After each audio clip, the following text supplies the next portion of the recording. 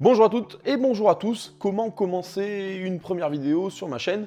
Bah mieux que ça, je savais pas. C'est un peu bateau, mais bon, ça passera, je pense. En tout cas, si t'es là, c'est soit que tu me connais très bien, soit que tu me connais pas, mais que t'es tombé là par hasard. En tout cas, bienvenue à toi. Ici, je vais parler principalement de high-tech, de news. Je vais même faire des tests aussi de temps en temps. En tous les cas, suis-moi si tu veux en savoir un petit peu plus. Je vais pas aller réclamer des abonnés, des pouces bleus partout dès le début, même plus tard, je suis pas sûr de le faire. En tout cas, aujourd'hui, je voulais commencer cette chaîne par parler de la 5G. La 5G arrive à grands pas et on a eu pas mal de choses dessus. Est-ce qu'elle tue, oui ou non? Alors directement, elle nous tuera pas, c'est sûr. Alors faut savoir qu'il y a un gars quand même qui a tiré la sonnette d'alarme, c'est Aurélien Barraud, astrophysicien. Il dit que tout simplement, c'est pas les ondes qui vont nous tuer directement, mais c'est plus le côté qu'on va tout détruire pour tout reconstruire. Alors effectivement, il a pas tort dans ce sens-là parce que on va quand même détruire les anciennes antennes pour en mettre des nouvelles. Mais pourquoi? Peut-être pour du meilleur. À voir, en tous les cas, dans cette vidéo, vous pourrez commencer à vous faire votre propre avis sur la 4G versus la 5G. Déjà, ce sera le minimum. Il faut savoir que la 5G va arriver très vite. D'ici 2020, il y aura au moins 2 villes qui vont être équipées sur tout le territoire par les opérateurs. Et d'ici 2022, au moins 3000 villes. À peu près. Enfin, 3000 points, on va dire, 5G vont arriver. D'ici 2030, normalement, tout le territoire est couvert. Voilà, c'est assez optimiste quand on voit quand même que la 3G passe pas forcément partout. Mais bon, on voit ça dans cette vidéo, on va comparer tout de suite la 4G avec la 5G. Alors avant de commencer à comparer un peu la 4G et la 5G, on va parler un petit peu des générations précédentes. Oui, parce qu'il faut savoir que 5G, tout simplement, c'est la 5e génération. Alors la première génération, elle a vu le jour en 1980, avec tout simplement des appels. On pouvait que passer des appels, pas de SMS, rien d'autre, uniquement des appels. En 1990, là, à ce moment-là, ça commence à avancer un peu, on peut envoyer des SMS. Alors là, grosse révolution, le SMS, il faut savoir. Moi, je suis génération 80, 90, les SMS, c'était fou, quoi. On était des tarés, on envoyait 50, 60 SMS par jour, en sachant qu'on avait des forfaits SMS à l'époque. Bref, quelque chose que les jeunes ne peuvent pas comprendre, dit-il l'ancien. Il a fallu attendre 2003 pour voir arriver la 3G. Celle-ci nous a permis d'aller sur Internet via nos téléphones portables. Je me souviens, à l'époque, j'avais tendance même déjà à partager la connexion Internet de mon téléphone pour que ça aille plus vite que ma connexion Internet de la maison. Vous savez, là, on entendait ce petit bruit là. Ding, ding, ding, ding, ding, ding. Enfin, je vous le mets, c'est mieux. Voilà, ce bruit-là. En 2009 arrive la 4G. Alors là, avec la 4G, arrivent les applications, arrive la vidéo, bref, déjà grosse évolution. Alors, qu'est-ce que va bien pouvoir nous apporter la 5G? Alors la 5G, elle va apporter beaucoup plus.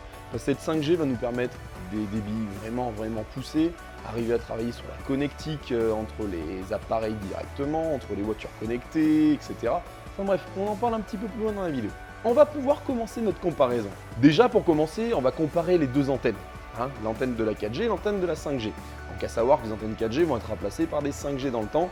Voilà pourquoi un petit peu Aurélien Barraud est un peu colère, on va dire. C'est parce qu'on va être obligé de tout détruire pour tout reconstruire. Alors tout simplement, les antennes 4G, elles sont équipées de 8 émetteurs et 4 récepteurs, soit 12 connecteurs. C'est pas grand chose. En sachant que la 5G, quant à elle, va permettre d'avoir plus de centaines de connecteurs. Alors là, des gens commencent à parler pour du gros, c'est-à-dire qu'elles vont pouvoir émettre et recevoir avec un seul émetteur. Alors que les autres antennes ne pouvaient qu'envoyer ou recevoir avec 2 émetteurs. Autant vous dire que ça va décupler le truc. Mais on en parle un petit peu plus loin. Deuxième point assez intéressant, il faut savoir que les anciennes antennes 4G n'avaient pas de beamforming. Alors je lis un petit peu sur mon papier parce que des fois il y a des termes qui ne me reviennent pas automatiquement. Le beamforming, c'est quoi? Alors simplement, le beamforming, c'est ce système de paquets qui sont envoyés. C'est-à-dire qu'actuellement, les antennes 4G balancent des ondes un peu partout. Et puis celui qui reçoit, c'était pour lui, tant mieux. En gros, grosso modo, elle est là. On va dire la comparaison, c'est qu'on balance. On balance un peu partout et puis boum, ça arrive au bon mec. Ouf, tant mieux. La 4G, elle fait ça. La 5G, quant à elle, va permettre d'envoyer un signal. Alors, on va pas dire exactitude au bon endroit, mais elle va viser en fait là où elle envoie son signal. Ça veut dire qu'on n'aura pas des ondes qui vont se balader partout, mais l'onde va directement aller à la personne qui en a besoin. On en vient maintenant au troisième point qui se relie un petit peu avec tout ça, c'est qu'actuellement avec les pylônes 4G, on n'a pas vraiment d'accès direct, vous savez, on va dire courte distance. Ou alors un petit peu comme les FIMO, tout ce qu'il y avait à un moment donné, SFR avait fait des points un peu avec ces box qui permettaient aux gens d'avoir de la 3G ou de la 4G dans leur domicile. Voilà, c'est ça que je cherchais. Et en gros, ce système permettait d'avoir, on va dire, un débit assez fort sur son téléphone et recevoir ses appels, pour les zones mal couvertes, etc. Avec la 5G, ça va être encore différent. on va pouvoir placer des points par-ci, par-là, dans des lampadaires, dans des petites choses, parce que ce sera des petits modules qui permettront de couvrir en fait en 5G des zones assez, on va dire, touristiques ou des lieux assez denses, les centres-villes, les grands événements, qui vont permettre quand même une portée jusqu'à 300 mètres.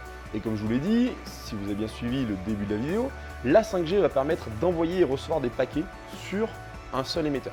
Donc déjà, voilà, autant vous dire que ça va être intéressant de ce côté-là. Quatrième point, et je vous l'ai spoilé bien avant, et voilà, c'est vraiment ce côté où on a des émetteurs qui envoient et reçoivent en même temps, alors que la 4G ne le permettait pas. La 4G, vous envoyez un message à quelqu'un, si par exemple lui, vous lui envoyez un message en même temps, ben ça faisait un petit peu s'embouteiller, quoi. Autant vous dire qu'à l'échelle mondiale, voire à l'échelle de la France ou l'échelle d'une grande ville, et ben ça s'embouteille un peu arrivé au bout du compte, et on se retrouvait avec des ralentissements réseau, des SMS qui n'arrivent pas, qui arrivent avec du retard, etc.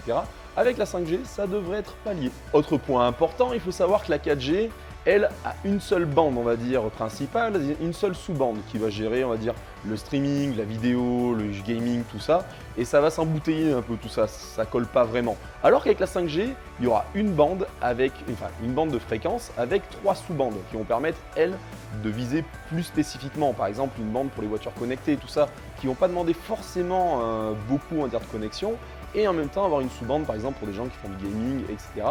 Et là, vraiment être alloué à du débit. Donc ça évite que tout ça s'embouteille et ça évite de faire ce que ça fait actuellement avec la 4G où des moments ça sature un peu et on sait plus ce qui se passe, quoi. Voilà pour ce qui est des comparaisons entre la 4G et la 5G. Bon, grosso modo, pour résumer tout ça, il faut savoir qu'en gros les pylônes vont avoir plus d'émetteurs et récepteurs vu qu'ils vont pouvoir émettre et recevoir. Ils vont viser vraiment exactement via la